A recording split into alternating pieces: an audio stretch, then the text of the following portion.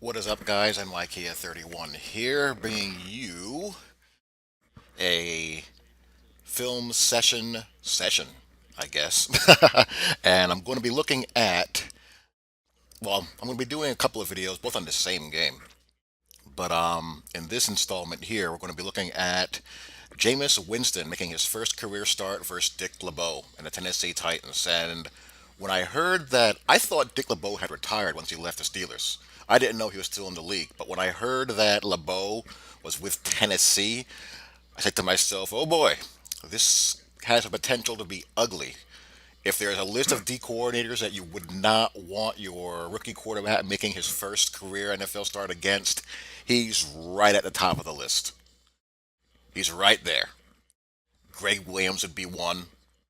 Rex would be another one. And a couple of other guys as well.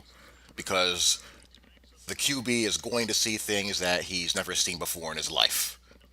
And playing against exceptionally better athletes than he was playing against in the college level on a week in, week out basis. And in this game, what happened was a couple of things. One is offensive line really let him down. They could not block Jarrell Casey all day.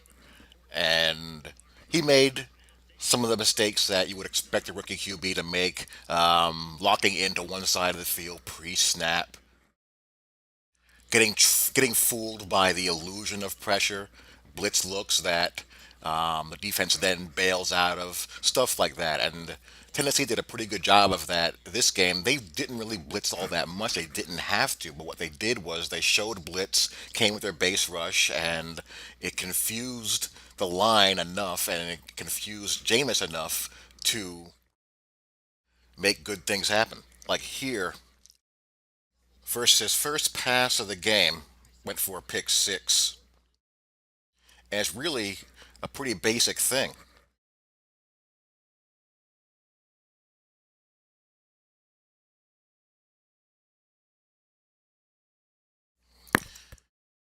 Had to rebuffer, but this is not overly exotic right here. They're showing potential A gap and edge pressure here out of a single high safety look.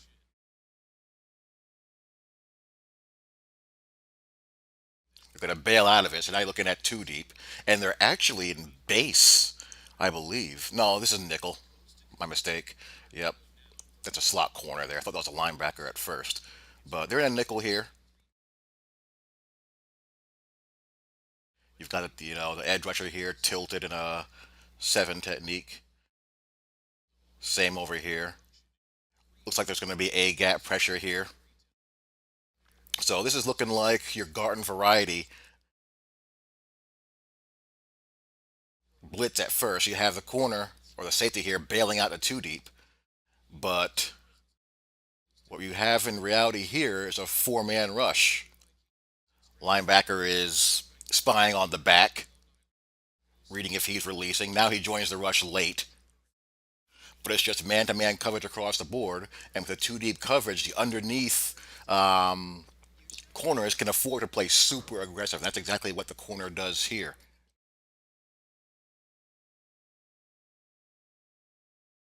He just really drives aggressively underneath this route and picks it off. So, nothing overly fancy there at all. They begin showing blitz, showing potential cover one. They back out of it,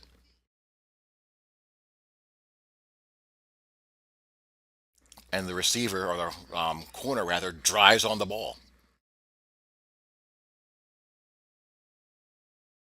When you know that you have help behind you, you can afford to play much more aggressive. Now, here, they're in base.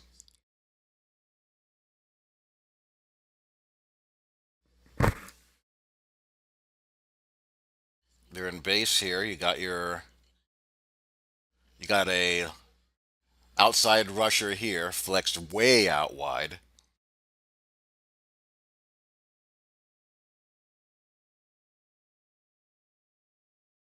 You got a press look here, an off coverage look here.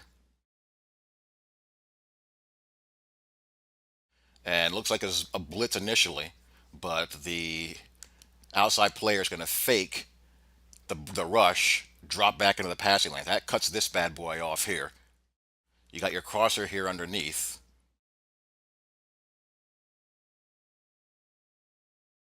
That gets squeezed on. So he takes a shot, but throws it way, way wide. What I think what happened here is that I think he felt the rusher was going to be coming from the outside. So I think he kind of sped up his thought process here and threw the ball much earlier than he had to. Again, here, the illusion of pressure. Just a four-man rush, and he throws it really early.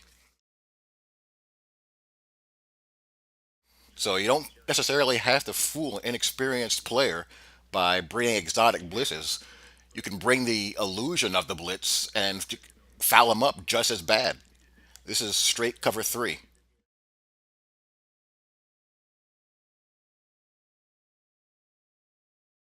And the pressure looking bailing out of it got him to, hurry up his internal clock and throw the ball earlier than he had to. Here's a classic example. This is a lot of window dressing for two man under.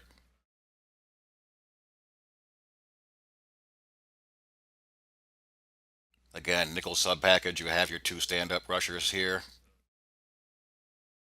Potential A gap blitzer, two deep safeties.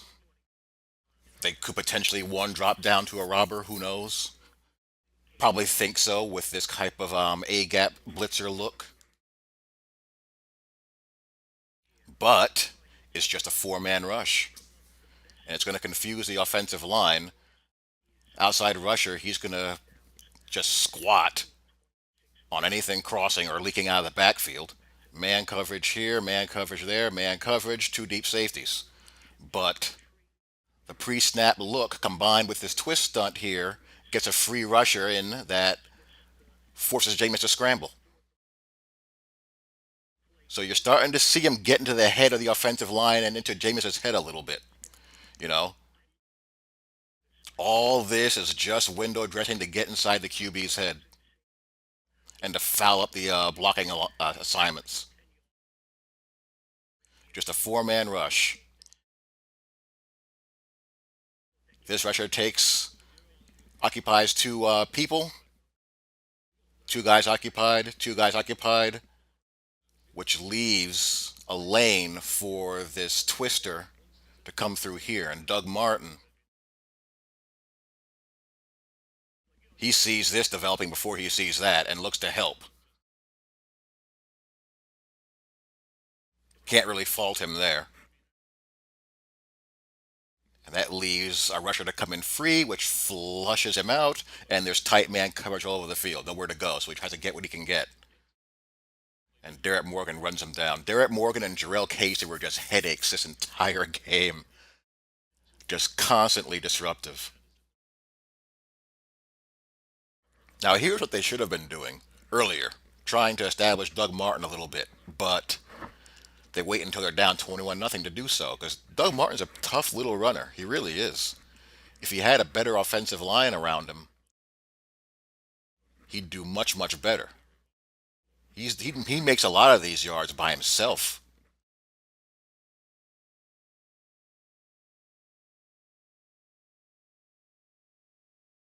Because if you're able to do this, you're able to, get the defense to have to declare eight in the box, and that will make life easier for you to read outside and take advantage of one-on-one matchups.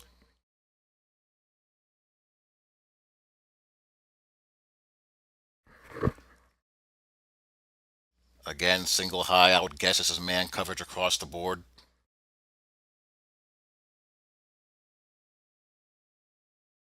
Now that time they bring the pressure.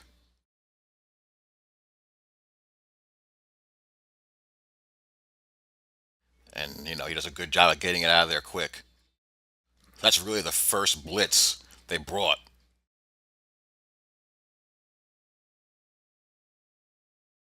Now this is a man's throw. This is where he shows that he is a really talented dude.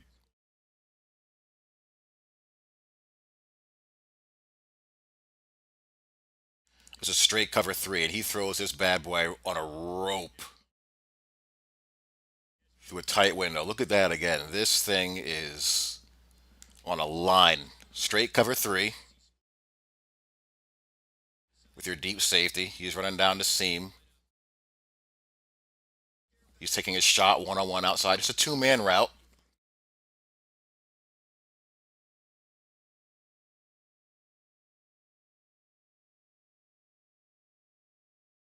And he zips that ball. He hums this sucker right over his head and into this gap here. That's talent.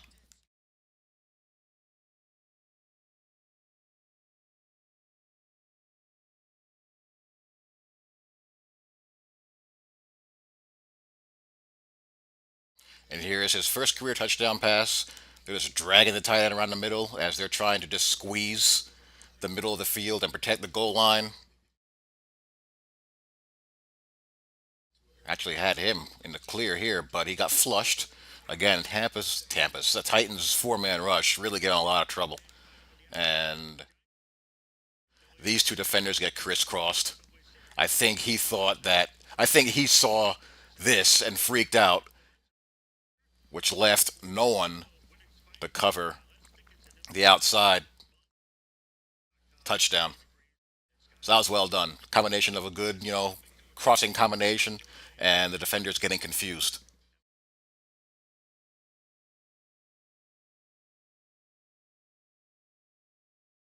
I'm thinking that this is quarters based off of the alignment of the safeties, possibly a cover six or cover three cloud.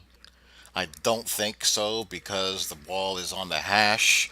So my bet is that this is either a press look, off look, cover three, or quarters.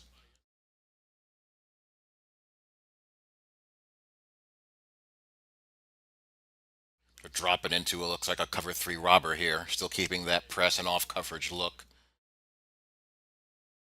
No, this is quarters. He's bailing out. He's reading the release of number two. If he goes vertical, he's got to check him.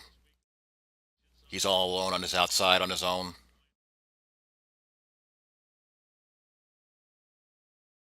Number two breaks, so now he's got seam. Nice hole here.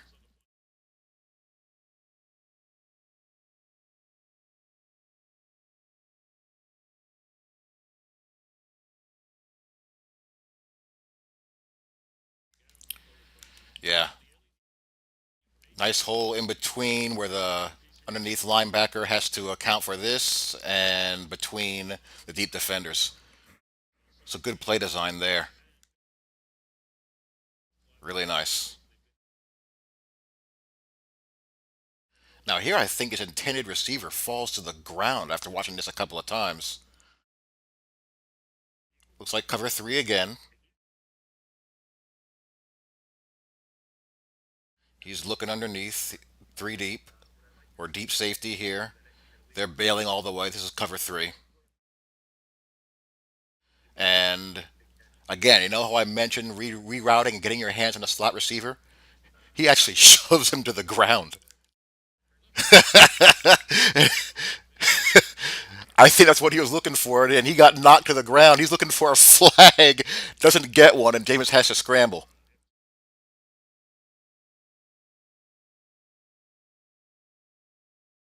The receiver's like, dude, I got shoved in the back. Now, here's a play where Jameis just gets introduced to the world of NFL athletes. This is a swing screen, and the defensive end is going to get cut. He's going to go to the ground, and I am absolutely positive that there's no way in the world Jameis thinks that this guy is athletically capable of making this play because in the ACC, 99% of the DNs in this situation can't. But in the NFL, you're dealing with world class athletes. Everyone's drawing a check, everyone can play, everyone's a freak.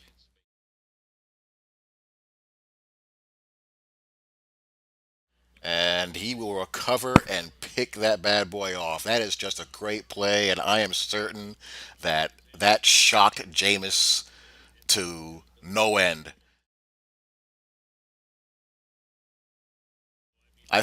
I'm certain there's no way in the world he thought that he could make that play.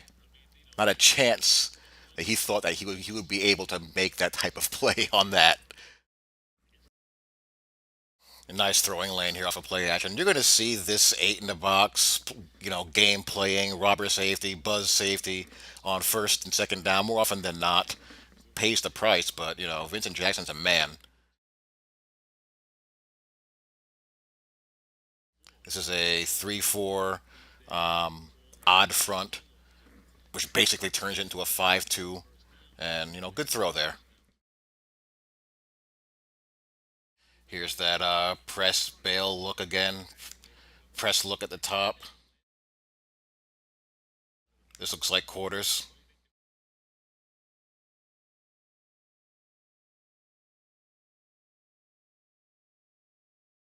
Just a four-man rush. You got press bail being played on top and off on the bottom. He's reading seam. He's in position to bracket this guy if need be. You see he's doing that, just that. He's cheating over the bracket. This is quarters all the way, but with a press look and bail look. Well, press look and a off coverage look. He's going to reroute the seam threat, and he's going to jump it. Yep, this is excellent route distribution. Again, a two-man route. And max protection and Jarrell Casey just still manhandles it. Bat leaks out late.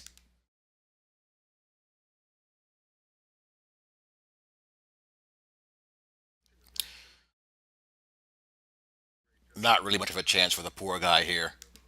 Twist, and he just is a man beast. Single high look, but they're going to jump into two deep right before the ball is snapped. Deep half, man coverage. And Dan Morgan is just going to push the left tackle, or the right tackle rather, right into the quarterback.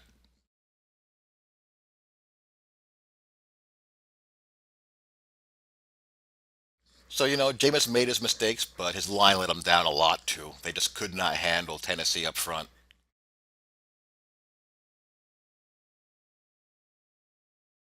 I mean, your quarterback has no chance that's going to happen to him. And here is your classic rookie QB stare down.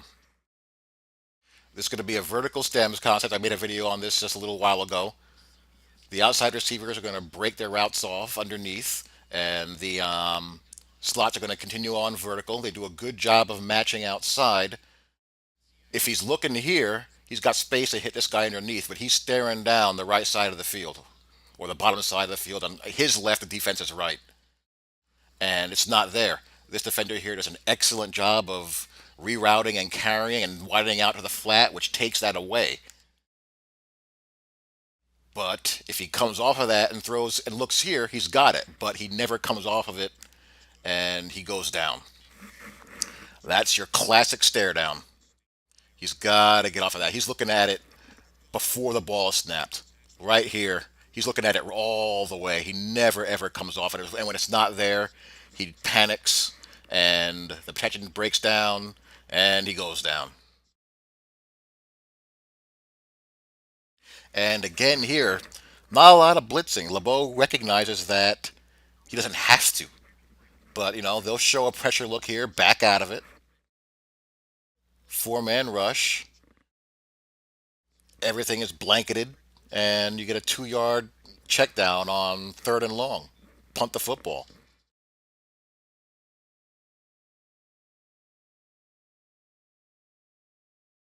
Just Jarrell Casey again. They just couldn't block him all day. So if they can't block you with four, why send five? You want to show it and want to do it every now and then to keep the quarterback thinking. But if you can get there at four, with four, you're going to do that all day until they show they can block it. So in this game, I think Winston got let down by his his offensive line a lot, and he made some predictable mistakes that look correctable. I mean, Nothing really says what in the world was he reading. At least not yet. That was a good throw there into a nice throwing lane with some good zip on it. And you can see that he has talent, but this line's a problem. It's a real problem. It might be a matchup problem in this particular game. It might be a long-term problem. I got a feeling it's going to be a long-term one.